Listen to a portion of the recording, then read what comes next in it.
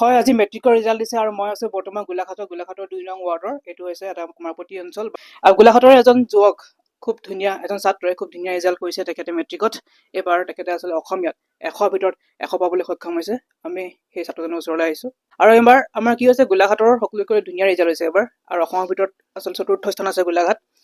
এইবাৰ গোলাঘাটত 77.99%। এইবাৰ গোলাঘাটৰ যিটো ৰিজাল্ট, গোলাঘাটৰ আচলতে 77.99%, অসমৰ ভিতৰত চতুৰ্থ স্থান আছে এইবাৰ গোলাঘাটৰ এজন যুৱক, খুব ধুনীয়া ৰিজাল্ট কৰিছে তেখেতে আচলতে কি হৈছে, অসমীয়াত পাইছে 100ৰ ভিতৰত 100। আচলতে অসমীয়া চাবজেক্টত আচলতে মানে কি 100ৰ ভিতৰত 100 পোৱাটো এটা বহুত ডাঙৰ কথা।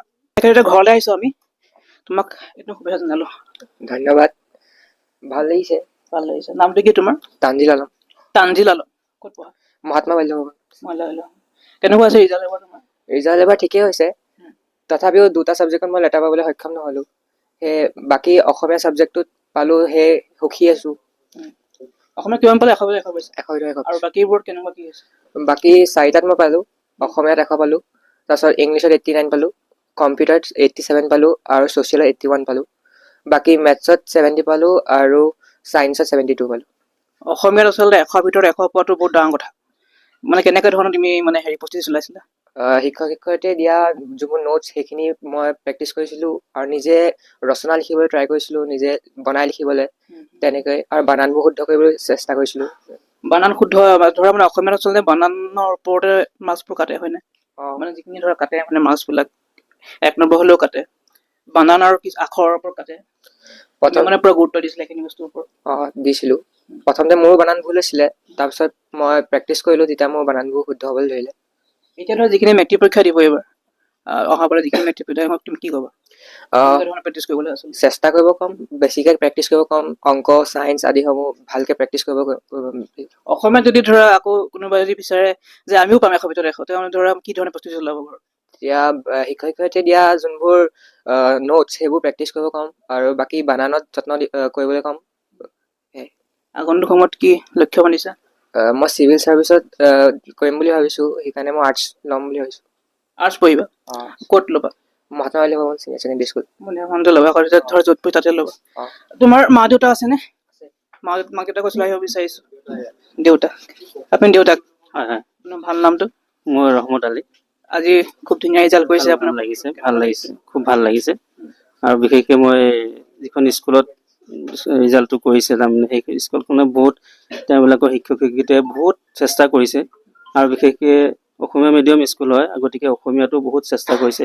ময়ো চাওঁ অসমীয়াখন, বানানবিলাকৰ ওপৰত গুৰুত্ব দিওঁ আৰু সেইকাৰণে এই অসমীয়াত 100ৰ ভিতৰত 100 পাবলৈ সক্ষম হৈছে।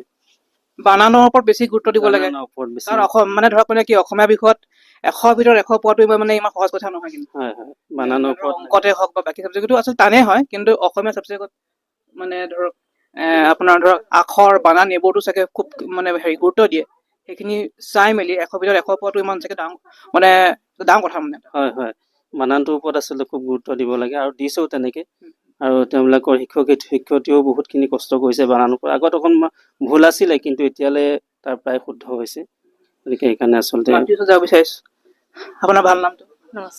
ল'ৰাৰ কেনেকুৱা আজি ৰিজাল্ট দিছে, কেনেকুৱা লাগিছে মনটো? ল'ৰাৰ ৰিজাল্ট ভাল লাগিছে, বহুতে ভাল লাগিছে বাৰু। তাকে এতিয়া মানে আগৰ দিনত যেতিয়া ধৰক মানে পুৰা এটা হুলস্থুলীয়া পৰিৱেশ হৈ থাকে, ষ্টেণ্ড কৰে ইমানটা, কিন্তু এতিয়া ধৰক সেনেকুৱা মানে নাই পৰিৱেশটো। এতিয়া কি ক'ব? আগত যেনেকুৱা হয় পৰিৱেশ, আগত যেনেকুৱা হয় তেনেকুৱা এতিয়া পৰিৱেশটো নাই। যিহেতু আজি ভাল লাগিছে ল'ৰাটোৰ ৰিজাল্টটো হেৰি কৰি, তাতে অসমীয়াত 100ৰ ভিতৰত 100 হোৱাৰ পৰা অকণ ভাল লাগিছে। স্কুলখনো গৌৰৱ কৰিছে। সি ধৰক ঘৰত কেনেকৈ পঢ়িছিলে? ঘৰত সি পঢ়িছিলে বাৰু, ঘৰত টাইমটো দিয়ে পঢ়াত অকণমান, কিন্তু ৰাতি সিমান বিশেষ কষ্ট নকৰে। এই দিনতে পঢ়িছিলে, যিখিনি পঢ়িছিলে। আমি পুনৰবাৰ কৈছোঁ যে অসমীয়া বিষয়ত 100ৰ ভিতৰত 100 এইটো এটা খুব ডাঙৰ কথা। সি ধৰক সেইটো বিষয় কেনেকৈ ধৰণৰ সি গুৰুত্ব দিছিল? অসমীয়াত সি খুব লিখেও আৰু পঢ়ে বাৰু। যিখিনিয়ে ধৰক এবাৰ মানে মেট্ৰিক পৰীক্ষা দিব বা অহাবাৰ মেট্ৰিক পৰীক্ষা দিব, তেওঁ কি ক'ব কেনেকৈ ধৰণে পঢ়িব লাগে? তেনেকুৱা কওঁ, তেখেতসকলে অকণ প্ৰিপেৰেশ্যনটো ভালকৈ কৰক, অকণ টাইমো দিয়ক, পঢ়ক। অকল মোবাইলটো বুলিও নহয়, ৰেচন পঢ়িব লাগিব, ৰেচনখিনি অকণ পঢ়িব লাগিব।